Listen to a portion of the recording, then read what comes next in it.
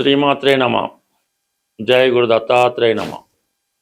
ఈ వీడియోలో మనం కన్యారాశి వారికి మే 1వ తారీఖు నుంచి 15వ తారీఖు మధ్యలో జరగబోయే పక్ష ఫలితాలు పరిశీలించినప్పుడు మరి ఈ కన్యారాశి వారికి రాశ్యాధిపతి బుధుడు అష్టమ స్థానంలో వ్యయాధిపతి రవితో కలిసి సంచరించడం ఒక విధంగా ఉద్యోగం పరమైనటువంటి మార్పులు ఈ సమయంలో ఈ రాశి వారికి సూచిస్తున్నాయన్నమాట. అంటే దశమాధిపతిగా ఉన్నటువంటి బుధుడు అష్టమ స్థాన సంచారం వ్యయాధిపతితో కలిసి ఉన్నప్పుడు ఉద్యోగంలో ట్రాన్స్ఫర్లు అన్నా రావచ్చు, ఉద్యోగంలో డిస్మిస్ అవ్వడం రావచ్చు, ఉద్యోగం పోగొట్టుకోవచ్చు, అంటే మీకు ఇష్టం లేకుండా ఉద్యోగం కూడా మానివేసే అవకాశం ఉన్నది. అయితే వేరొక కొత్త అవకాశం కూడా ఈ సమయంలో మీకు రావడం జరుగుతూ ఉంటుంది. లేదంటే ఒక మంచి ఉద్యోగం రావడం వల్ల పాత ఉద్యోగాన్ని విడిచిపెట్టడం, ఇవన్నీ కూడా తప్పనిసరి పరిస్థితుల్లో ఈ రాశి వారికి ఉద్యోగపరమైనటువంటి మార్పులు 100% రావడం జరుగుతుంది. అలాగే ప్రధానంగా ధనాధిపతిగా ఉన్నటువంటి శుక్రుడు భాగ్యస్థాన సంచారం వల్ల ఇది స్త్రీలకి ఎక్కువ ఉపాధి అవకాశాలు లభిస్తాయి.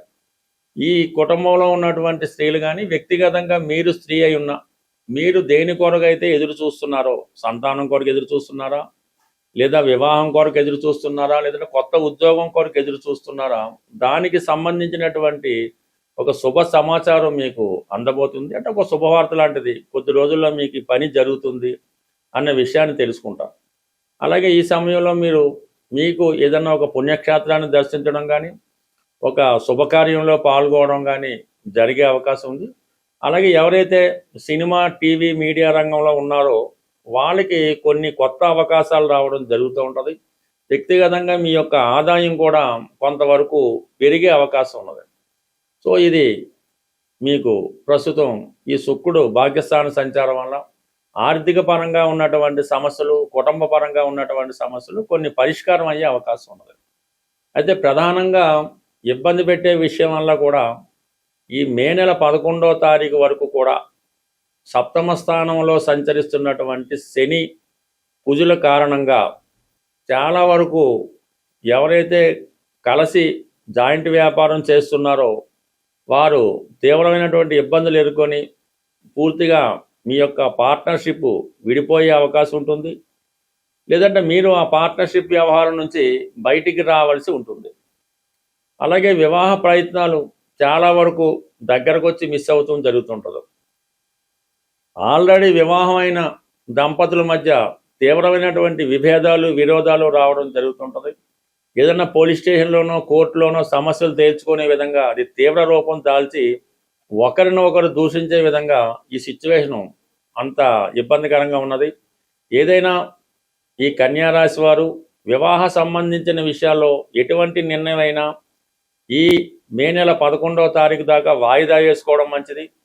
ఈలోగా మీరు ఎటువంటి ప్రయత్నం చేసినా, రాజీ మార్గం వెతికినా, ఎటువంటి సంప్రదింపులు చేసినా అది మీకే నష్టం రావడం, కొన్ని అదనపు ఇబ్బందులు కూడా వచ్చే అవకాశం ఉంది, కొన్ని నిందలు కూడా రావడం జరుగుతూ ఉంటుంది. అలాగే వివాహ ప్రయత్నాలు కూడా ఈ సమయంలో మీరు ఒక 15 రోజుల పాటు వాయిదా వేసుకొని దాని తర్వాత ప్రయత్నం చేసుకుంటేనే మంచిది తప్ప, ఏదైనా ఈ కన్యారాశి, కన్యాలగ్నం వారికి వివాహ ప్రయత్నాలు లాంటివి మీకు జూన్ నెల 1వ తారీఖు తర్వాతే అనుకూలంగా ఉంటుంది తప్ప, ఈ సమయంలో ఎటువంటి ప్రయత్నం చేసినా అది డిలే అవ్వడం కానీ, వాయిదా పడడం కానీ జరిగే అవకాశం ఉంది. కాబట్టి కొన్ని రోజుల పాటు ఈ వివాహ ప్రయత్నాలకి వాయిదా వేసుకోవడం మంచిది. ఇక ప్రధానంగా ఉన్నటువంటి విషయం మరి కోర్టు సమస్యలు, లేదంటే పోలీస్ స్టేషన్ సెటిల్మెంటు, ఇవి కూడా కొంతకాలం పాటు వాయిదా పడే అవకాశం ఉంది.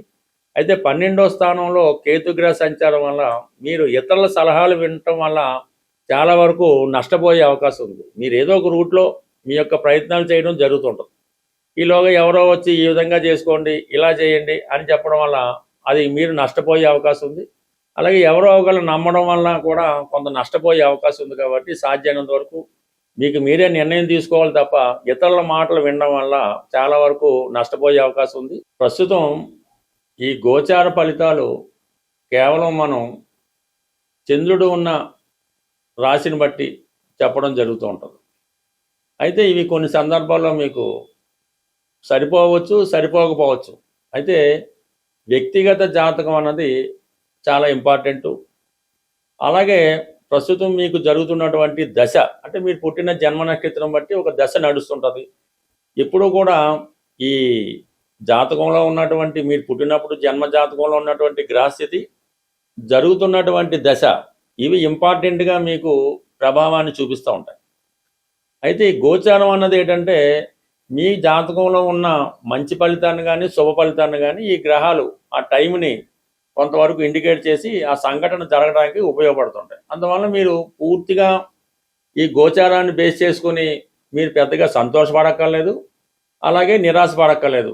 అందుకని ఏదైనా జాతకంలో ప్రధాన సమస్య ఉన్నప్పుడు, కొన్ని పనులు జరగటం లేదు, ముఖ్యంగా వివాహం, ఉద్యోగం ఇటువంటివి వచ్చినప్పుడు మీ జన్మ జాతకాన్ని పరిశీలించుకొని తగు విధంగా పరిహారం చేసుకుంటేనే మీకు ఆ ఫలితం అన్నది దక్కడం జరుగుతూ ఉంటుంది. అయితే ఈ కలియుగంలో ఈ పరిహారం అన్నది ఎవరికి వాళ్ళు స్వయంగా చేసుకోవడం వల్ల మాత్రమే ప్రభావం చూపుతుంది తప్ప, మీ తరపున మీ తల్లిదండ్రులు ఇంకోలో చేయడం వల్ల పెద్దగా ఉపయోగం ఉండదు.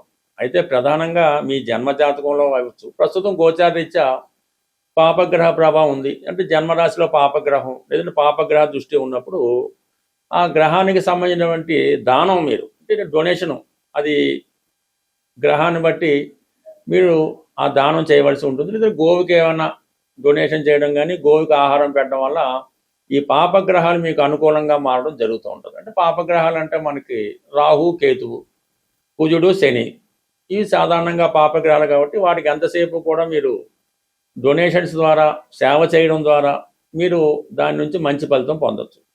అయితే శుభగ్రహాలు ఇబ్బంది పెడుతున్నాయంటే కొన్ని సందర్భాల్లో శుభగ్రహాలు కూడా ఇబ్బంది పెడతాయి కొన్ని లగ్నాల వారికి. అప్పుడు ఆ శుభగ్రహాలకి ఏం చేయాలంటే, మీరు ఆ దైవానికి, ఏ గ్రహం అయితే ఇబ్బంది పెడుతుందో ఆ గ్రహం యొక్క దైవానికి మీరు పూజా కార్యక్రమాలు దేవాలయంకి వెళ్ళడం వల్ల పరిష్కారం చేసుకోవచ్చు. ఉదాహరణకి ఏంటంటే, శుక్రగ్రహం వల్ల ఇబ్బంది కలుగుతుంది, లక్ష్మీ అమ్మవారినో దుర్గా అమ్మవారినో ఆరాధించుకోవచ్చు. బుధగ్రహం వల్ల ఇబ్బంది పడుతుంది, వినాయకుడిని కానీ వెంకటేశ్వర స్వామి కానీ పూజించుకోవచ్చు, విష్ణుమూర్తిని పూజించుకోవచ్చు.